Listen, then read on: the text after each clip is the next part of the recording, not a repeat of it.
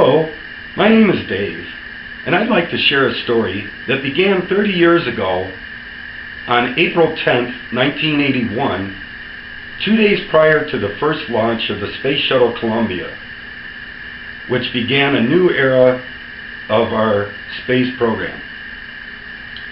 On Friday morning, April 10th, the Columbia had been in an attempt to be launched, but because of a computer problem, they had to put the launch off for 2 days until Sunday. I had watched the coverage all morning and started fantasizing how neat it would be to be there to watch it in person. Later that afternoon, a friend of mine knocked at the front door, and he literally said, "Hey, you want to go watch a rocket take off?" I laughed and I said, "Wow, you read my mind," because I had been watching this all morning and just fantasized about it because I didn't have any money or a car, living at the parents' house, southwest side of Chicago in Indiana. And he said, "Well, I'll lend you the money." And then he went and rented a car for his wife because they only had one car. She had to work the next day, so he rented a car, packed his stuff, came back and picked me up. So Friday night, we're on the road to Florida from Chicago. The Space Shuttle is scheduled to launch Sunday morning at 7 a.m. We left at 8:30 Friday night, drove straight through, and we got down there about 9:30 Saturday night. We ended up finding a gate that we got a parking spot right off the side of the road, only about 30 yards from the gate. And when they opened the gate later that night, on Saturday evening, we hitchhiked our way in with some local folks. We had found out that everyone in a vehicle could get in with one pass. So the guys that picked us up gave me the pass, actually, and that's right here. It says the first launch of the Space Shuttle. And on the back, there's a map of the whole area. This is a 30-year-old piece of paper that's one of the best souvenirs anybody could have gotten. So I was really grateful to be given this. There's a lot more to this story that happened along the way that made it real interesting to tell all these 30 years. Now lately, I had attended the last two shuttle launches that are ending the program. The last flight of Discovery on February 24th, and then the flight of Endeavour on May 16th. During that time, I was also there to attend the 30th anniversary of the first launch. And I wore this shirt right here that I made. So I was there 30 years ago today, and it's got a picture of the gate pass and the dates. On the back is a photo of Columbia launching on that bright early Sunday morning. And then I have autographs of various astronauts I've met when I was just down there recently. One of those, which is at the top here, is Charlie Bolden. He's currently the NASA administrator. And when I met him, I had an idea about asking him about gaining access to any of the VIP areas for the last launch. Seeing that I was there at the first, they might, be happy to offer me a little special treatment to join them for the last launch. But I'd forgotten to bring that up to him when I was there in person with him, and I was really mad at myself later on.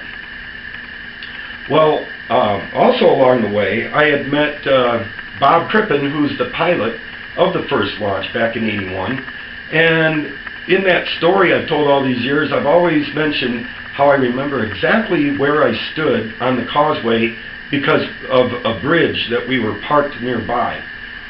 So I had that as a reference. Well, he slapped my arm and he says, "Yeah, but I had a much better seat than you did." So that was pretty cool to meet the pilot of that first launch.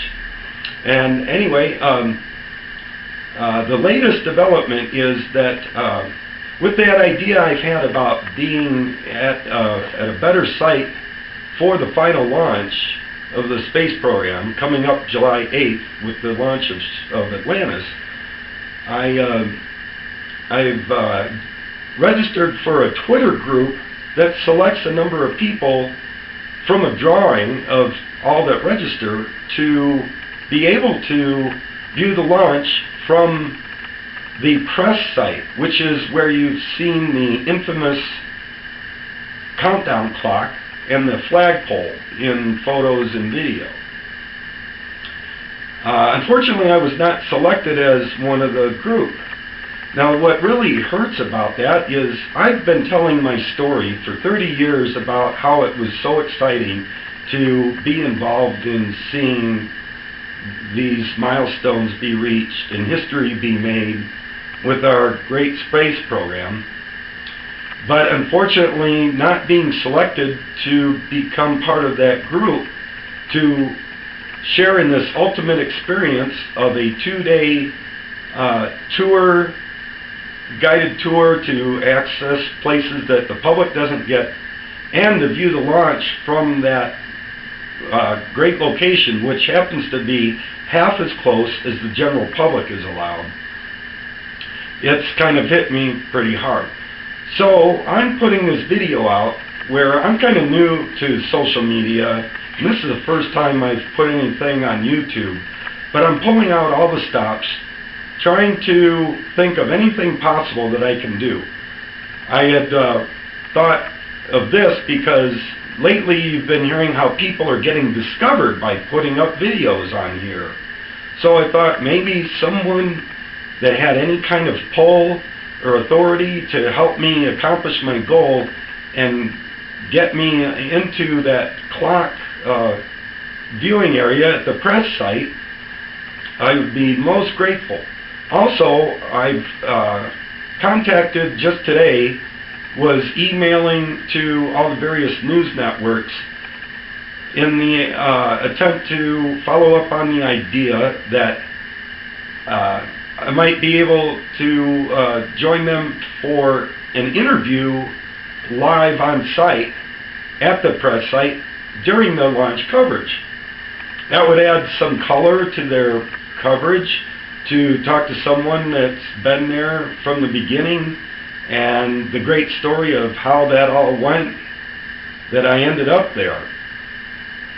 So if anybody sees this that can help me accomplish my goal, I really would appreciate a contact from you.